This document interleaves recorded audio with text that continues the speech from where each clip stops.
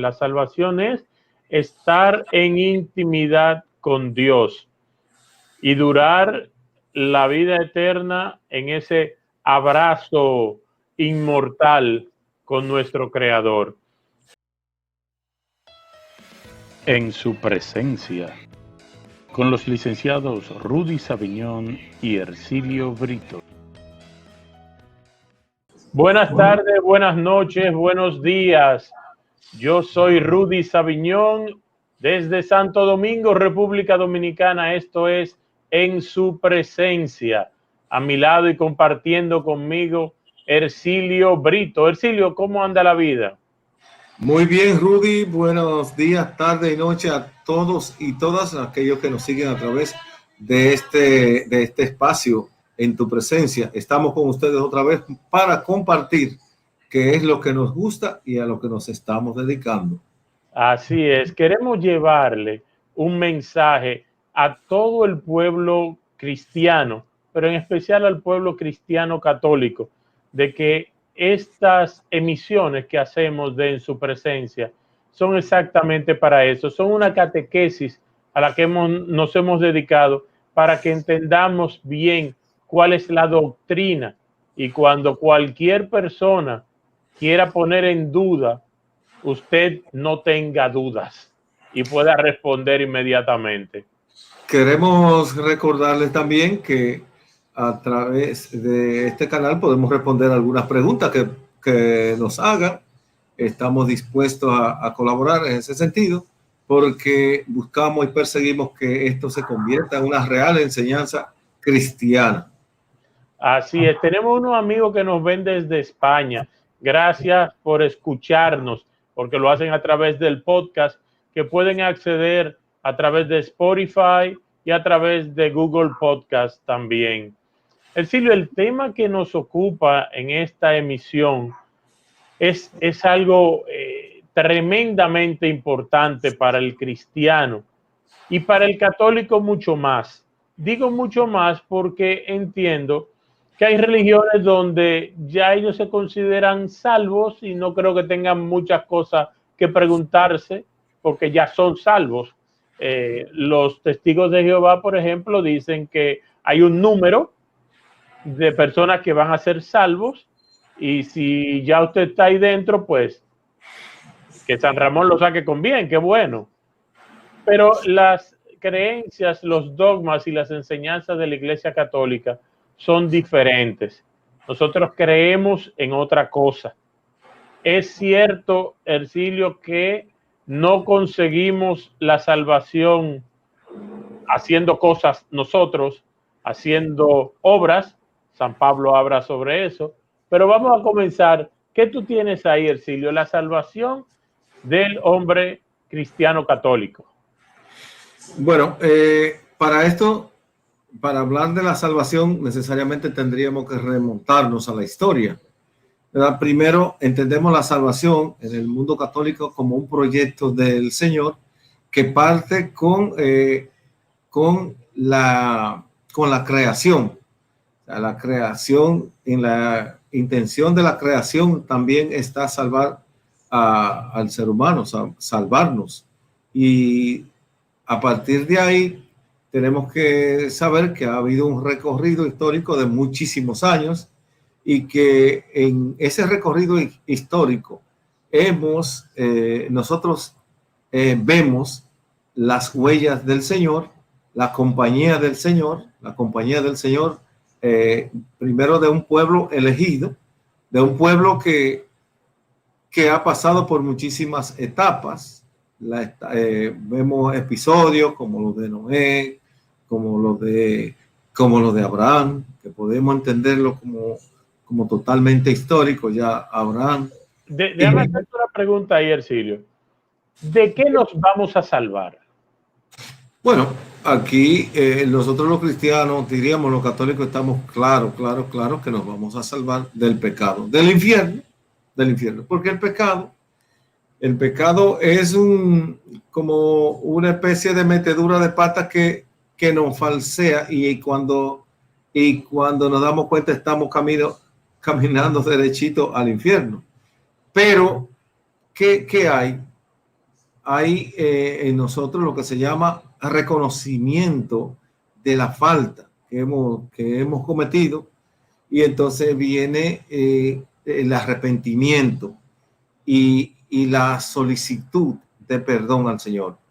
Y el Señor que es amoroso, sí, el Señor que es amoroso tiene los brazos abiertos esperándonos, porque el pecado, que creo que el día pasado, según Agustín, lo mencioné según Agustín, es el rompimiento de la relación con Dios.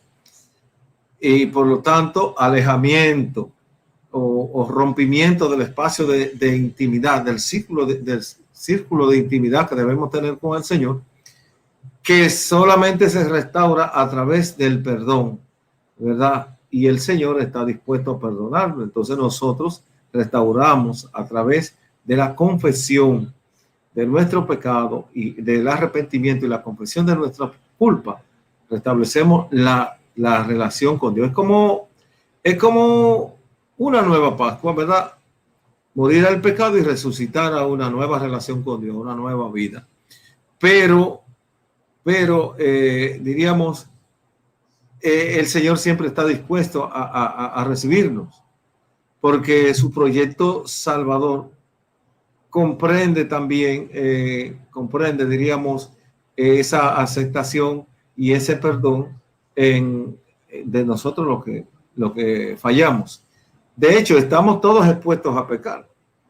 Diría Santo Tomás de Aquino, y ahora me estoy refiriendo a un elemento teológico de carácter moral, diríamos, que nos presenta Santo Tomás de Aquino, que él dice que hay dos tipos de seres. Uno que son de mentalidad libre, y otro que son de mentalidad esclava. Es decir, no es mentalidad, realmente es de voluntad libre y de voluntad esclava. Lo que son de voluntad esclava están impulsados por los instintos. Estos son los animales. Pero lo que son de voluntad libre están impulsados por la razón. Y la razón entonces es la que nos da la libertad y hace de los seres humanos seres libres que pueden hacer uso de la libertad. Pero si hacen un mal uso de la libertad, entonces es porque es cuando caen en pecado, ¿verdad? Haciendo un mal uso de la libertad, y es lo que mucha gente por ahí hablan, a lo mejor sin conocimiento de causa, del libre albedrío. Es decir, de la posibilidad que tiene el ser humano de elegir entre las cosas buenas y las cosas malas, porque puede elegir entre las buenas y las malas porque hace uso de la razón. Los animales no eligen entre cosas buenas y entre cosas malas, porque usan el instinto. Y entonces, por ejemplo, si tienen deseo de comer, donde quiera que aparece comida, se la comen. Pero nosotros los humanos, si tenemos hambre, no comemos las cosas donde quiera que aparezcan. Tenemos que buscar para comprar, tenemos que trabajar para comer, tenemos que hacer ese tipo de cosas. No cogerla, porque si la cogemos, si no es nuestra, eso es robo. Eso en una edición anterior tú pusiste el ejemplo de si el burro me da una patada, el burro no comete pecado. Ahora, si yo agarro un palo y le entro a palo al burro, entonces yo sí estoy cometiendo pecado. Claro, porque le está haciendo daño a una criatura, realmente. Entonces, hay que entender que dentro en nuestra humanidad, nuestro ser humano, nuestra racionalidad, también ahí va incluido en ese paquete, va incluida la debilidad. Y por esa debilidad, por ese sin razón que es la debilidad humana, pues por ahí es que nosotros caemos en la falta, rompemos ese lazo que nos une y nos mantiene unidos al Señor. Y al quedar, diríamos, quedamos a la deriva con el pecado. Tenemos que volver a repensar nuestra vida, volver a arrepentirnos y volver. Lo nuestro entonces es caer, pero también levantarnos. Y por nuestra racionalidad tenemos que reconocer que hemos faltado al Señor. Entonces, como proyecto, que no es nuestro, es el proyecto de Dios para nosotros, sus criaturas.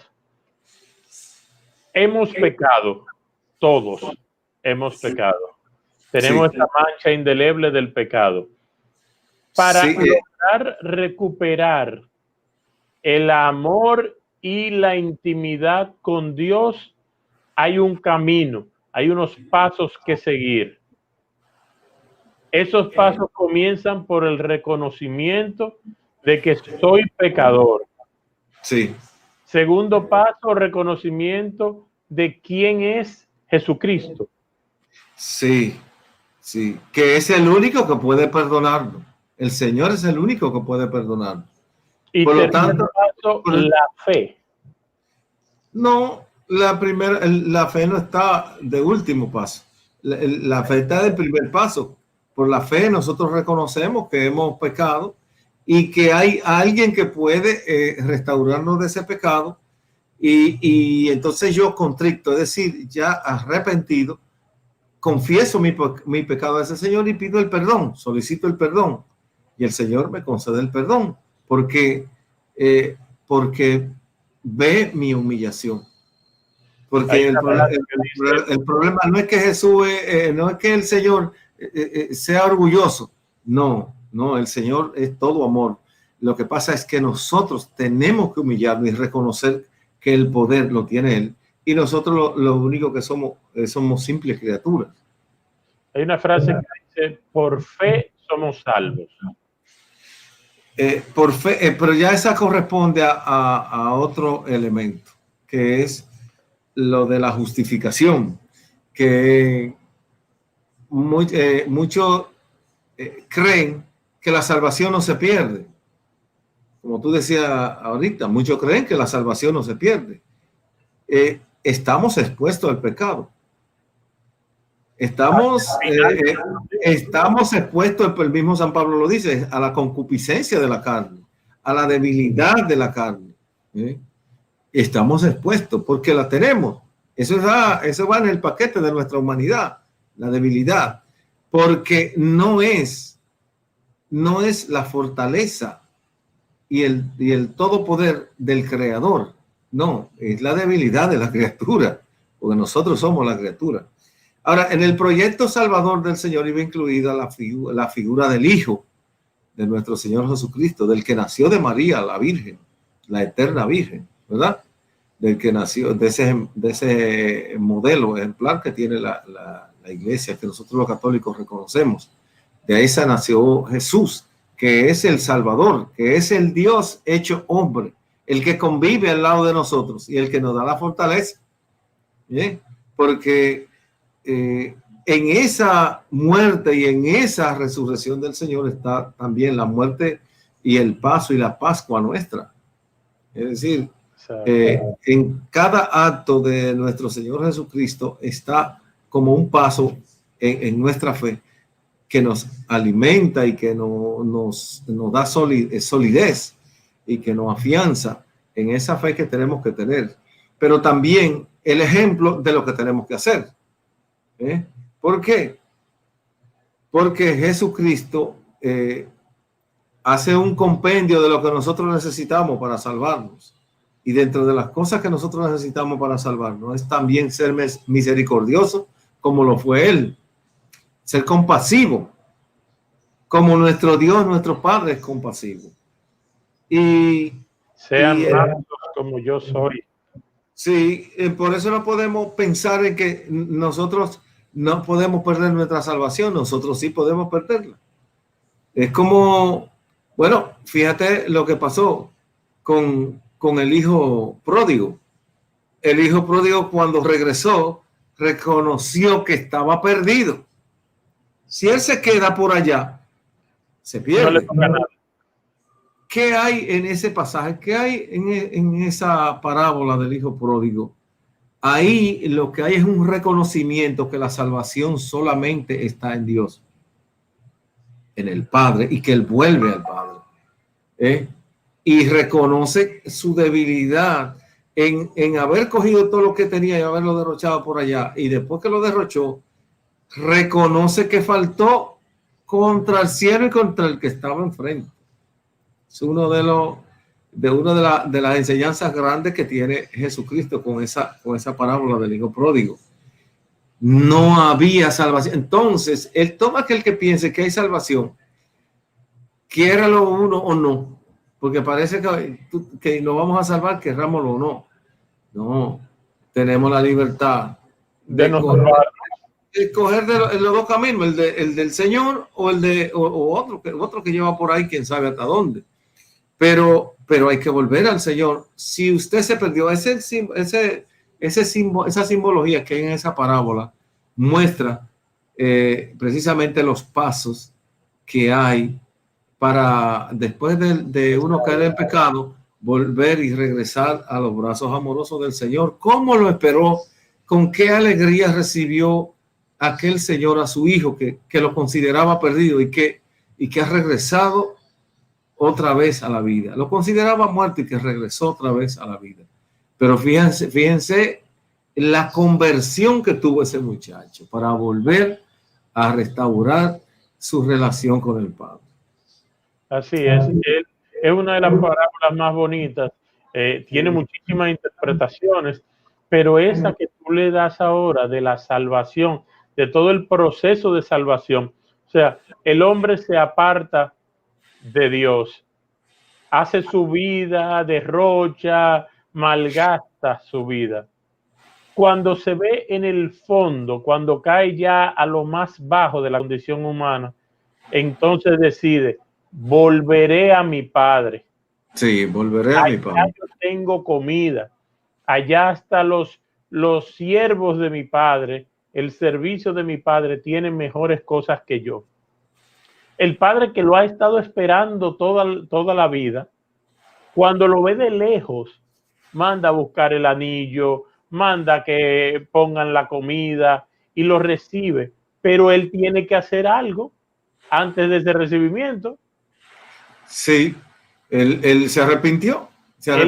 Y los pasos fue primero reconocer que había faltado contra el Padre, sí, que él estaba bien, que él hubiese estado bien, aún siendo como comiendo de la comida que los cerdos, sí, que los animales de su padre comerían, porque allá donde estaba el Padre, ahí era que estaba la salvación realmente. Y ya lo dijo con toda humildad: no merezco llamarme hijo tuyo. Entonces, mándame a trabajar con los cerdos para allá. Mismo, a comer algarrobas con los cerdos. Sí. Es decir, y hay cosas que hay como pecado que son en la presentación de Jesús, son lapidarios para nuestra salvación. Si se cometen, pues no nos asegura nada absolutamente de que seremos salvos. Por ejemplo, hacerle una maldad a un niño. Cuando se refiere en eso en Marcos 9, versículo 42, que cualquiera de las versiones de la Biblia dice que cualquiera que haga tropezar a uno de estos pequeños, a uno de esos hijos del Señor, más le vale que le amarren una rueda de molino al cuello y lo tiren al agua, al mar. ¿Cómo interpretarían ustedes eso? Bueno, yo particularmente lo interpreto. Hay pecados que el mismo Jesús mismo lo dice. La blasfemia contra el Espíritu Santo, esa no se perdona. Y tampoco se perdona lo que se comete en contra del Hijo. Yo entiendo. Pero el que le hace una maldad, un daño a un menor, a un niño, a un inocente, puede ser un inocente cualquiera, el que le abre los ojos enseñándole maldad, ya ahí la cosa se pone peligrosa y delicada. Así que no nos juguemos con que ya estamos salvados porque el proyecto del Señor fue salvarnos. No es lo mismo cosechar los frutos en su totalidad que cuando tú comienzas a sembrar. Si alguna mata se seca, o se la come un animal, o sencillamente fue muy trabajada y se quedó a mitad de crecer, como el trigo y la cizaña, como el sembrador que salió a regar y una parte cayó en el camino. Y toda esa parábola nos muestran que el Señor no es que tiene sus elegidos, sino que habrá un juicio, que lo pondrá al final, uno a la izquierda y otro a la derecha.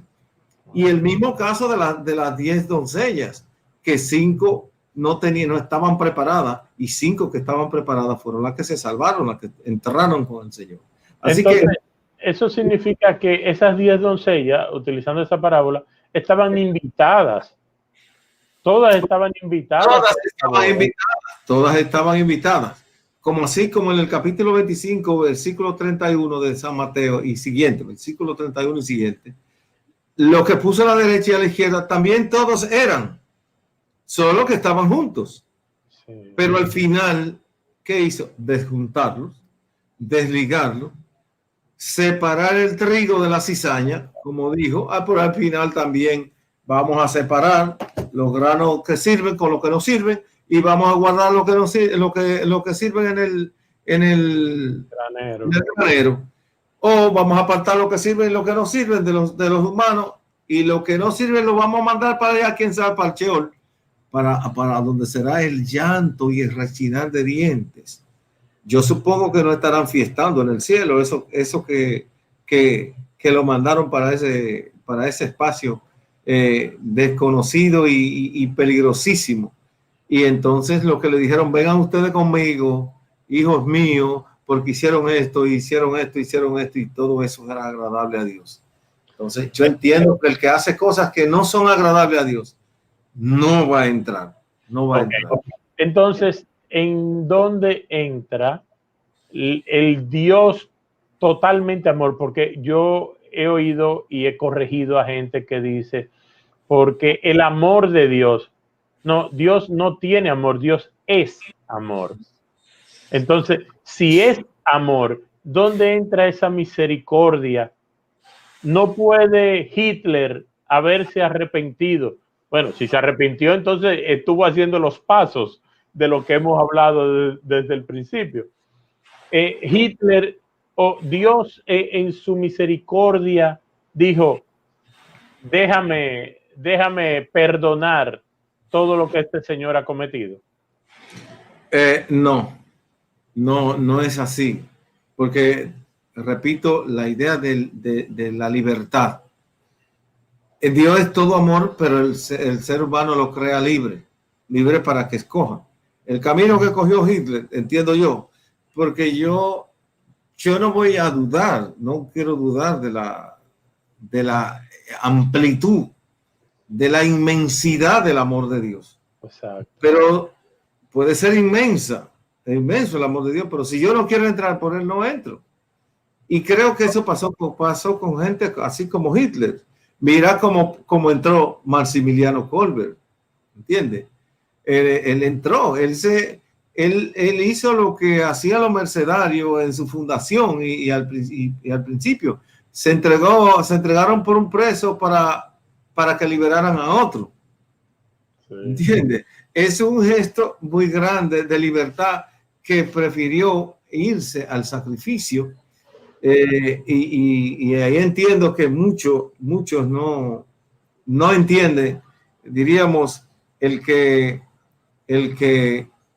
Dios se haya manifestado grandemente del siglo XV, del siglo XVI para atrás, con grandísimos teólogos, con los famosos apologetas, que eran los pensadores que se dedicaron a defender la fe cristiana con sus escritos y con sus sermones, y también los patristas, que se dedicaron a escribir la teología de la primera y las primeras experiencias de los cristianos en los 3 primeros y 3, 4 y hasta principios del siglo V, diríamos, porque tenemos que incluir a San Agustín ahí. Pero, ¿qué pasa? Que muchos piensan que la teología comenzó a escribirse del siglo XV, XVI en adelante, cuando Martín Lutero comenzó. Yo mencioné el día pasado un sacerdote dominico que enfrentó la iglesia en ese entonces porque consideraba que la iglesia estaba en grandes pecados por las manifestaciones de explotación y diríamos de sacrificio que sometía a la feligresía con las famosas indulgencias, con la famosa Santa Inquisición y con la actitud, diríamos, medievalista o feudalista de la estructural que vivía la iglesia entonces.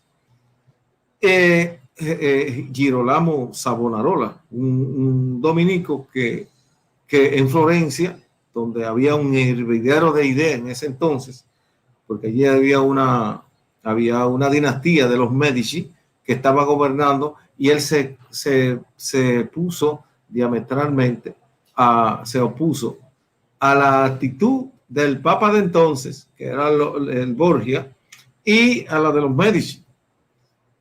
Pero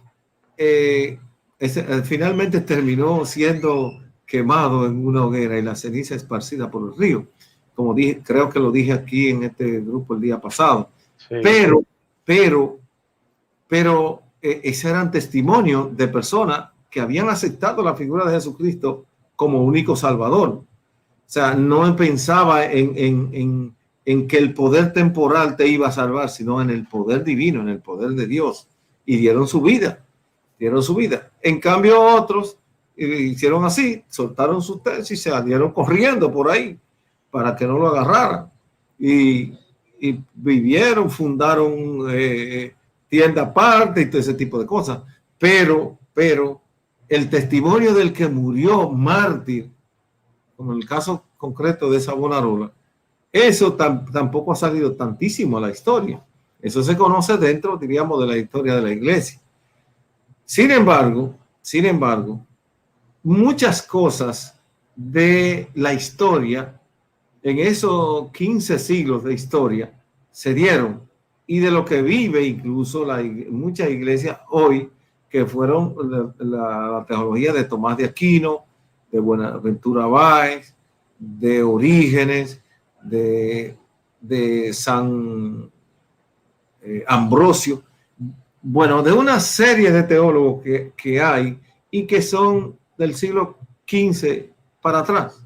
Así que el quehacer de estas personas que escribieron sobre la historia y la teología de la iglesia también se toma en cuenta. Muchos de ellos están en nuestros altares.